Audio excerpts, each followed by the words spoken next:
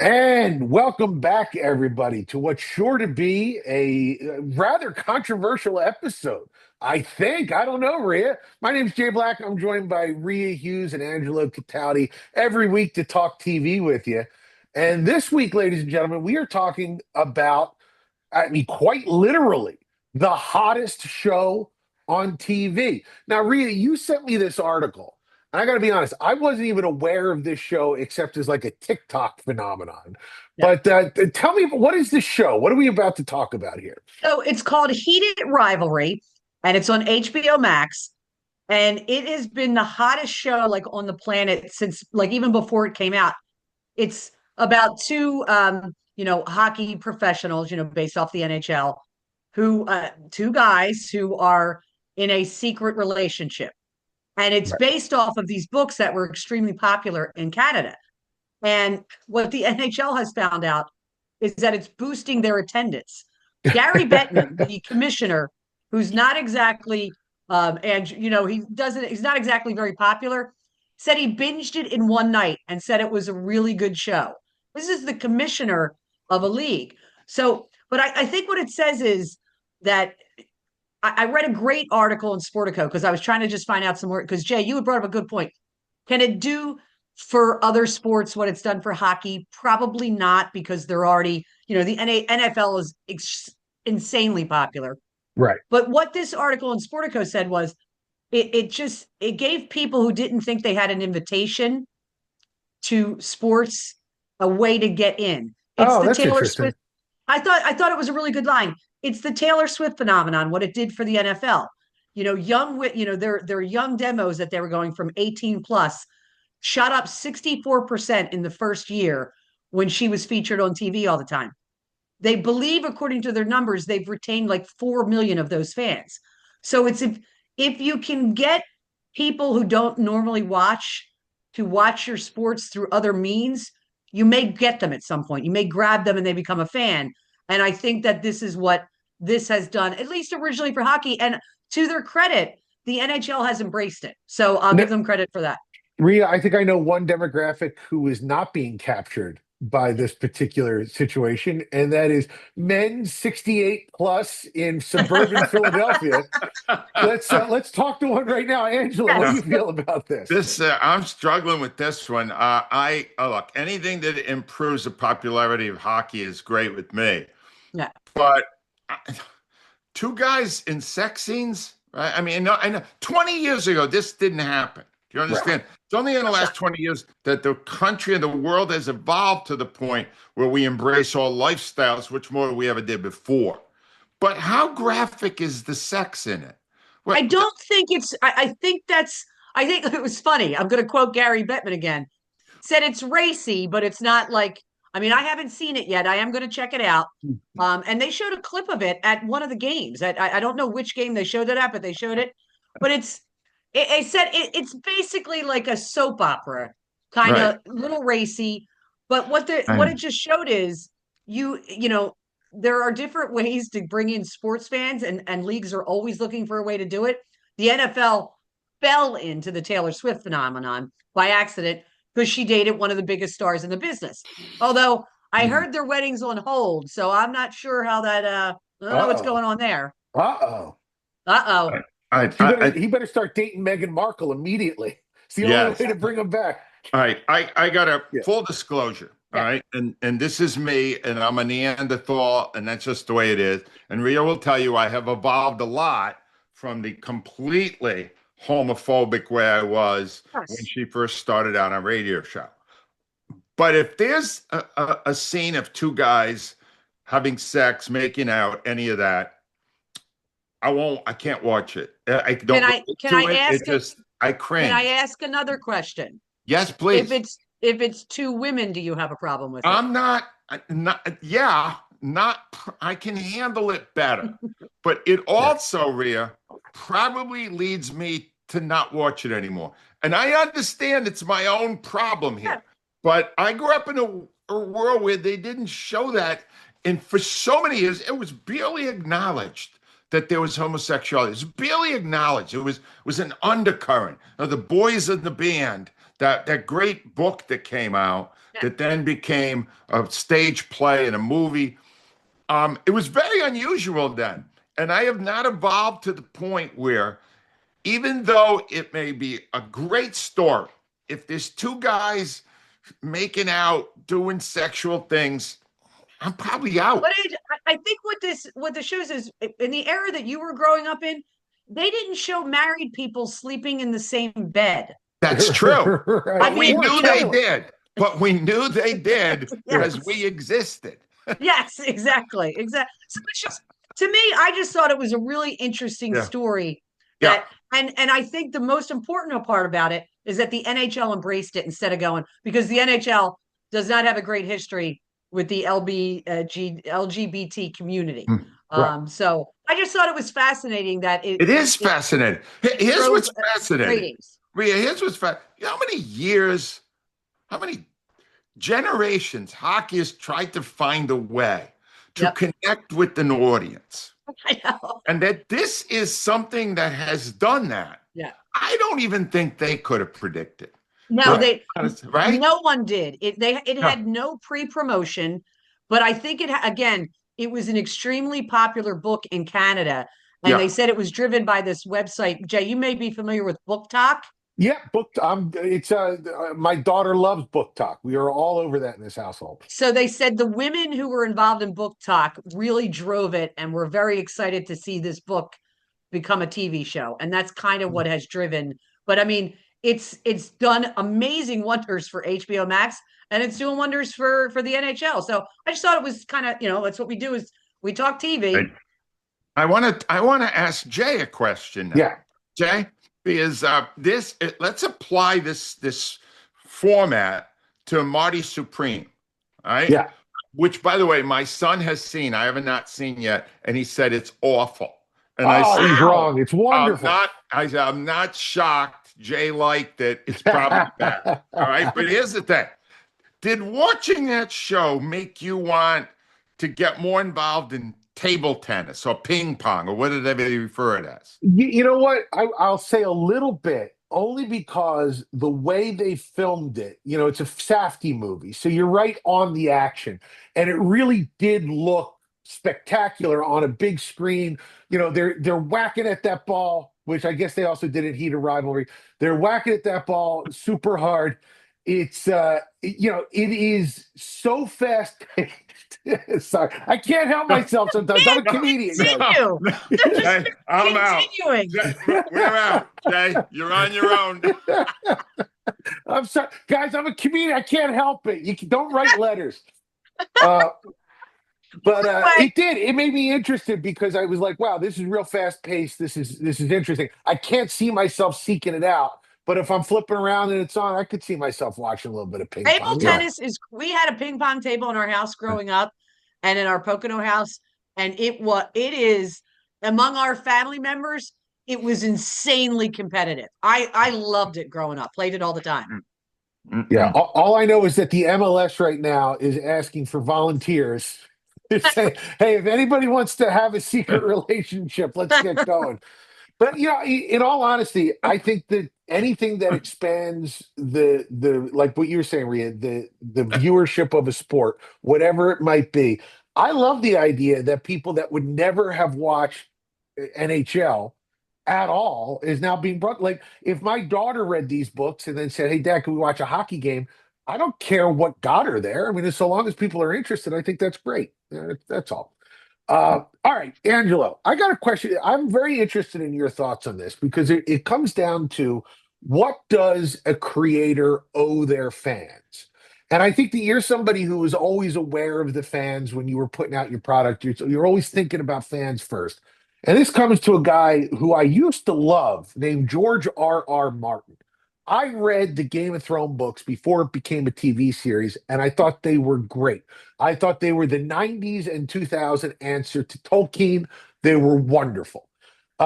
He has fallen in the last 15 years into creating TV show after TV show. The latest one just aired on HBO this past Sunday, A Knight of the Seven Kingdoms, the third show in the Game of Thrones universe. And he has not written the sixth and seventh book. It's been 15 years since the fifth book. It was a 7-book series, and he just keeps making TV shows and says to the fans, "Hey, I'll get to it when I get to it." I find this unacceptable. This man should be There should be a guard in front of his room. He should not be allowed to leave until he walks out with the books. Angelo, where do you stand on it? Does he owe it to I me? agree. I agree with you 100%.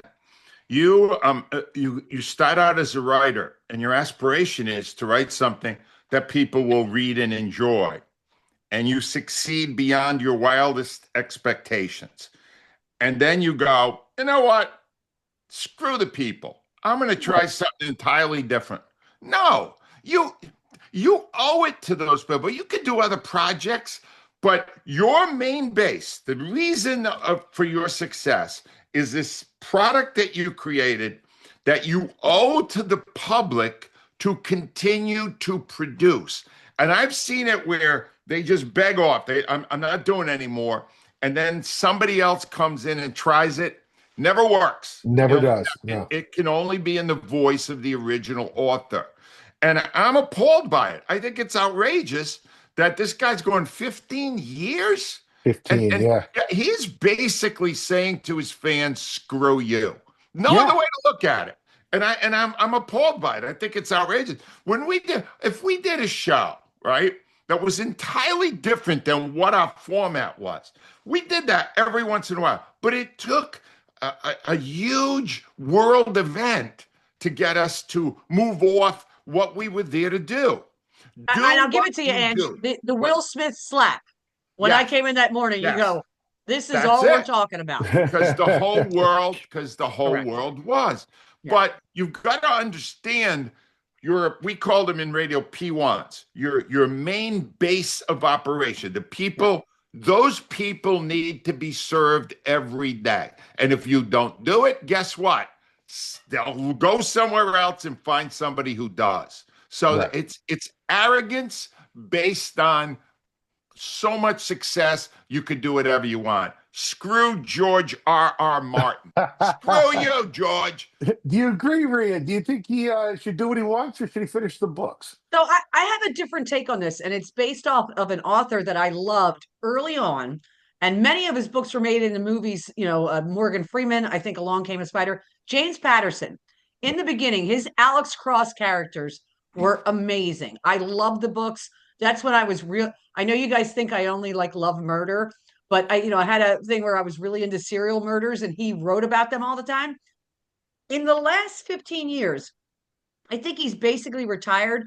He puts his names on books, and Bill Clinton is writing books with him.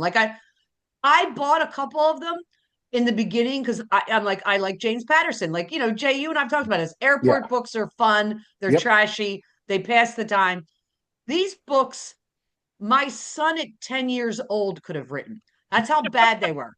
So I think if the problem is, if you don't want to do it anymore as an artist, you're going to put out a bad product. So I think that's the balance is, he created this Game of Thrones, which I was never a fan of, but people loved it. But if you don't have the passion for it anymore, I think it's impossible to continue doing what you're doing. I mean, I guess that's fair. I think it's the inherent promise of 7 books and only doing 5. Yeah. But then continuing to write in that universe, like having TV shows come out, it's just like, come on, George, just, take off your choo-choo hat and finish the books, for the love of God. All right, let me finish up here with a new TV show that is coming out called The Rip. It's a movie. I just saw the ratings, Rhea. I don't know if you saw. It's the highest rated show that they've had since the last grade. It was 41 million people watched over the weekend. It's Matt Damon and Ben Affleck and their new company that they have together, which, by the way, they got Netflix to change their pay structure. They never give bonuses, but to get this movie, they got to give a bonus to everybody who worked on the movie for hitting their viewership goals. So just good guys all around. They've been making the rounds. And one of the things that they talked about was that Netflix has a directive that you have to reiterate the plot 4 or 5 times out loud so that the audience can understand what's going on, because Netflix assumes you're just going to be playing on your phone the entire time. Now, Angelo, do you think this is a realistic nod to how people consume media, or is this the end of media literacy as we know it? I agree with it because I, my wife has always got a device in front of her when we're watching TV. When the kids come over, other people, everybody's got a device. I do not do two things at once. Right. So most of the time. Sorry, Gail. All right, this show is way too sexual. I want to say this right now. This is getting out of control. Bottom line is, I don't even remember what the hell I was saying. This is a great episode. I think we're doing wonderfully, guys. No, you don't consume media, but Ange, I will tell you that Clark and I, we binge the whole Stranger Things. Yeah. When Clark and I watch a show together, I tell people who are always trying to, like my brother Michael, I go, phones are in the kitchen being charged. We are not on our phones when when he and I are watching a show together. So I mean, that's what we do. That clinches it, Rhea. I'm nominating you for Mother of the Year. Nobody does that. You understand? Yeah. No one does that. And they have to adjust. I think, and understand something, all right? You couldn't get me to listen to Matt Damon and especially Ben Affleck on a podcast for, 4 hours? 4 hours. I would rather watch the greatest hits of Kevin Petula, the horrible offensive coordinator. Sure. Yeah, that only runs about a 32 seconds. Yeah. But here, I'll say that. I will just say this about Ben Affleck and Matt Damon. Yeah. I have watched them talk about filmmaking and directing, and they're actually extraordinarily bright about it. Yeah. Okay. I don't get in the weeds like you and Jay do with who are the directors of certain stuff like that. But they are much more, I guess is the word I can use, cerebral about filmmaking than I thought they would be. Yeah. Yeah. I mean, Jay, you've watched them. I'm going to talk about that later because that's my review this week. That's a tease. Everybody stick around. But they are as well. They're as well thought out about this business as anybody. But one thing I wanted to bring up is I'm a big fan of Steve McQueen. And if you look at the history of like the way he would go through a script, he would tear pages out. He would cross out dialogue and say, why am I going to say I love you? I'm a movie star. They'll know that I love you by the way I look at you. I don't need to say it. And it's just so weird to me that, the greatest actors of all time were like, I can do it with my eyes. And now Netflix is saying, we can't be sure they're going to be looking at you. So you better say it 4 times. Really true. It's just a shame to me that that's where we've devolved. So the rule is you should do this with your kids. Is when you're watching a movie together, the phones go away. It's a great suggestion. Yeah. And Jay, they have to adjust. I mean, you write this stuff. You have to adjust. Do you realize you have to adjust? Because the people watching Hallmark or Lifetime or whatever you're doing your next project for, they're watching something else too. Yeah. And you got to kind of remind them of what they're watching. You got to say this. One thing that Hallmark told us was that you got to make everything that happens from the start of the end of one commercial break to the start of another commercial break, make that its own story. So you have the overall story of the whole movie. But then because you got to say, like, listen, a lot of people are only going to tune in for 1 or 2 segments. So give them a little story inside the segment. So if you look, there's a little beginning, middle, and end in every segment of a Hallmark movie. So it's just an interesting way of doing things. Although I will say, not the optimum way of doing things. Not like our friend at Steven Singer, who always does the optimal thing. Right, Angelo? Well, boys, girls, whoever's watching this or listening to this, the Precious Building, February 14th is right around the corner. And I know this because I have been a beautiful husband, really, in 2 separate marriages. Beautiful. And I have made sure that I covered that day with something nice for the person that I love. And Steven Singer figured this out a long time ago. Said, you don't want to think about this. You're going to buy flowers. Buy one flower. I'll dip it in gold and I'll make it affordable for you, and she'll love it. And you can begin to create a bouquet. So you'll know what you're buying on Valentine's Day for years, and she will love it because it's beautiful. And Rhea showed last week the I'm latest going to try to color. bring it up And again. Rhea, I think it's his most beautiful of all the I'm ones going to he's try to done. bring it up again because It's it is so gorgeous. fantastic. But the bottom line is, whether it's just going for an item under $100, like one of the gold dip roses, look at that. Look at that. That's Hold on. real gold, too. That's Yep. real gold. That's gold. You can get that for under $100, or what you can do is go big, drop to the knee, get the diamond. Either way, Steven's got you covered. I'm glad you said that, Ange, because I went on and I looked at their engagement rings. These are not your parents' engagement rings. So here's one. Oh, It's a wow. mix of silver and gold. Gorgeous. Okay. Hold on. Oh, The classic. Always the nice. classic. Okay. And this one I love. It's got black diamonds in it. Whoa, Wow. So little Beautiful. different. So they at Steven Singer, they have all kind. You're marrying a unique person. You've picked this person out because you think they're different from everybody else in the world. Get them something unique at Steven Singer Jewelers. You'll find it. You'll love it. Other corner of the walnut, I hate stevensinger.com. That's where to go. It's funny because I get the email from Andrea saying, hey, here's what's going on at Steven Singer you might want to bring up. And she emailed me on yesterday, and said, you might want to talk about the Sunset Rose. And I was like, Andrea, you don't think Rhea has already talked about this Sunset Rose? Do you honestly think that we're not on top of that? So yeah, the Sunset Rose, absolutely beautiful. As is our British correspondent, Rhea Hughes. Rhea Hughes, what do you got for us this week?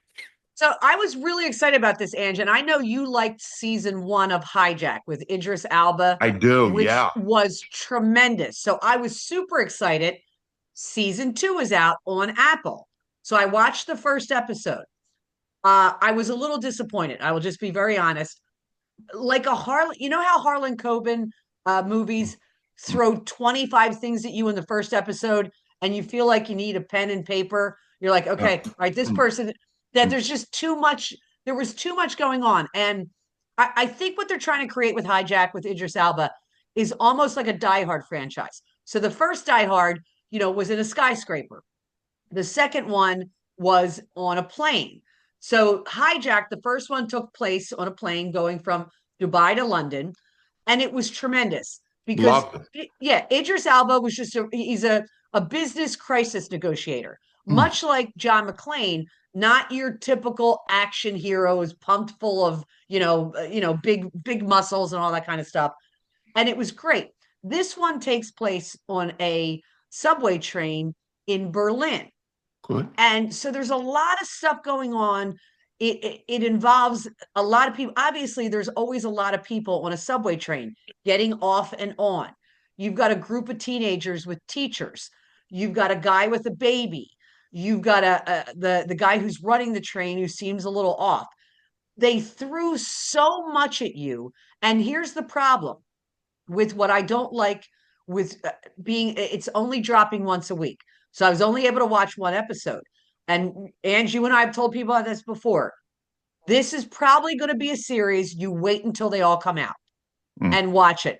Because now I got to wait till next week. And I go, am I going to remember everything they dropped on me? That didn't happen with Hijack season 1. I mean, it just didn't. We were into it. You knew the story. It was taking place on a plane. So as of right now, it's got high marks. It's got, I believe, 86% critics and 74% viewer, which I thought was high. I thought now they say it gets better, and that's the people who reviewed the whole season.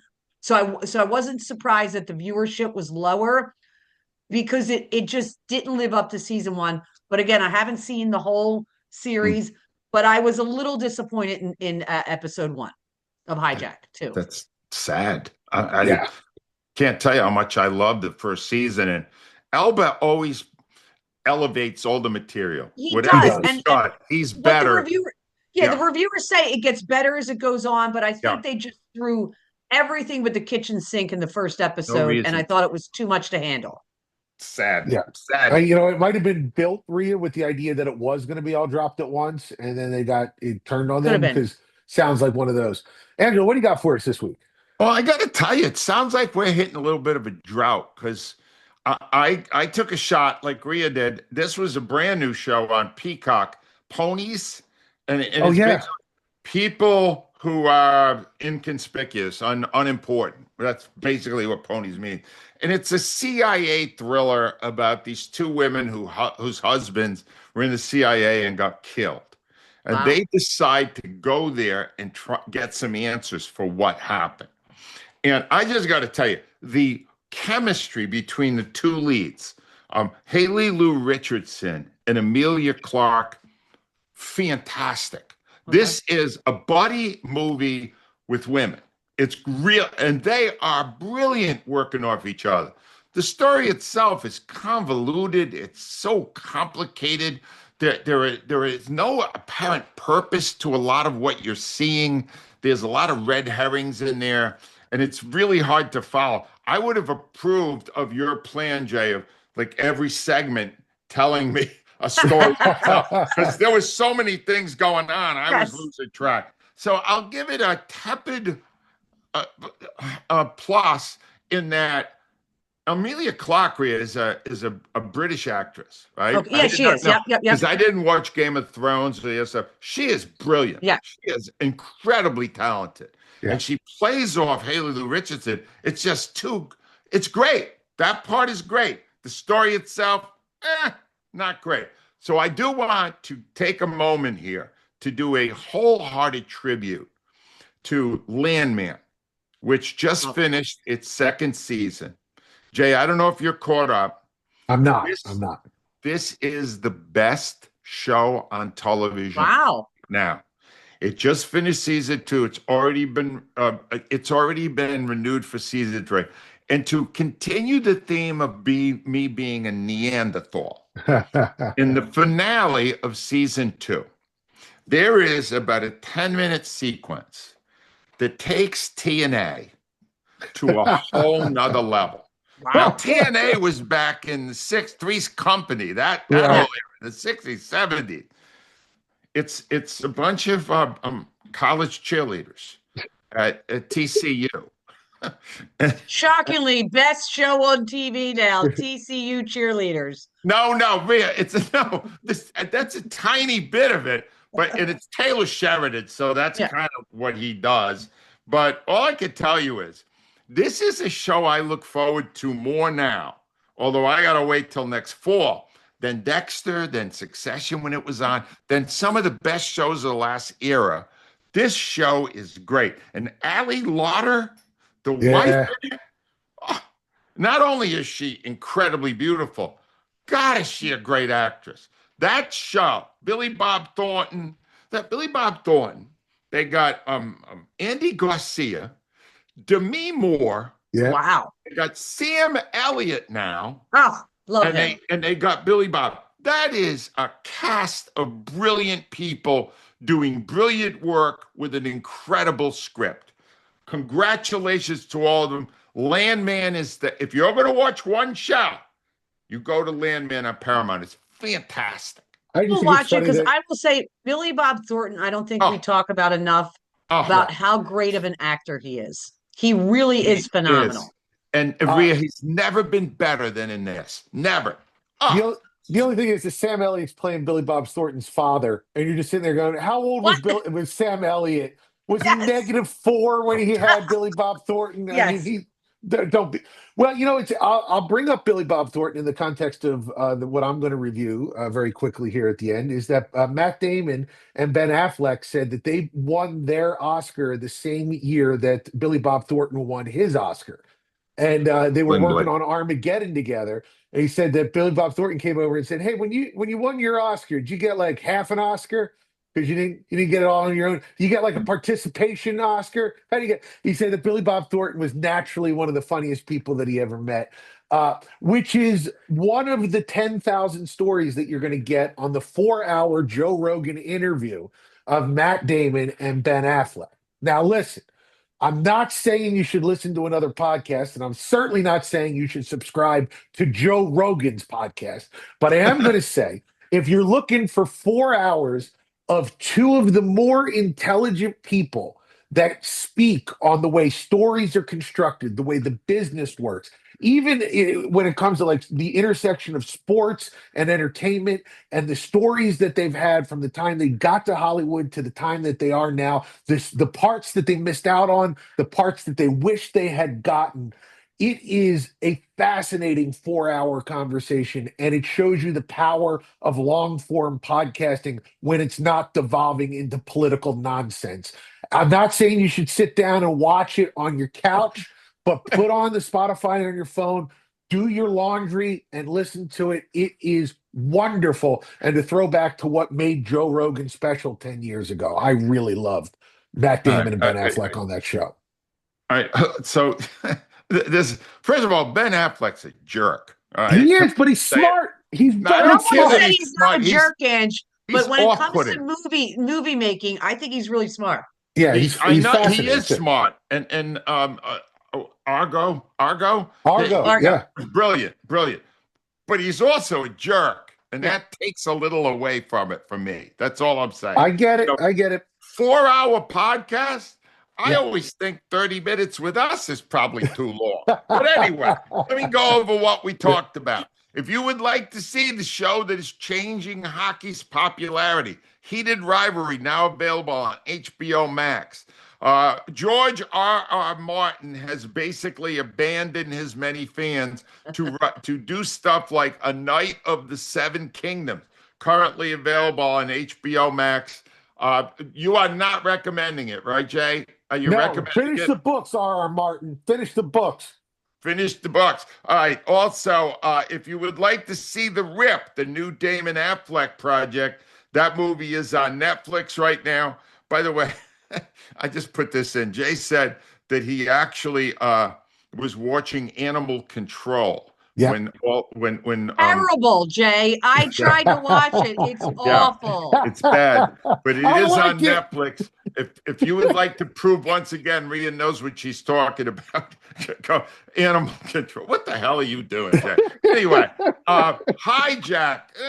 We're not thrilled with it, but the season 2 is now available. Episode 1 on Netflix. Ponies is on Peacock again. Not loving it. Totally loving The Landman on Paramount Plus. And you can see the 4 hour Joe Rogan interview with Matt Damon and Ben Affleck wherever podcasts are sold. Wonderfully done. That man right there is Angelo Cataldi. His book Loud is available on audible.com, amazon.com, and at his website, angelocataldi.com. You can listen, you can watch Rhea Hughes and watch her, look at her pictures and everything else on her great Instagram page, which is Rhea Hughes 94 WIP. Yes. You can also find, if you like political nonsense, you can find my Instagram page at Hello J Black. It is filled to the brim with political nonsense. And It you is. can listen to me every morning on Sports Radio 94 WIP. Absolutely, if you're in the Philadelphia area, or even if you just have the Odyssey app, Odyssey app, you you can listen to us anywhere. anywhere in the world. You can also visit our great sponsor, Steven Singer, at IHateStevenSinger.com. And please tell 2 or 3 friends about this podcast. We got to beat Joe Rogan next week. That's our goal. And we'll be back next week with more great TV content.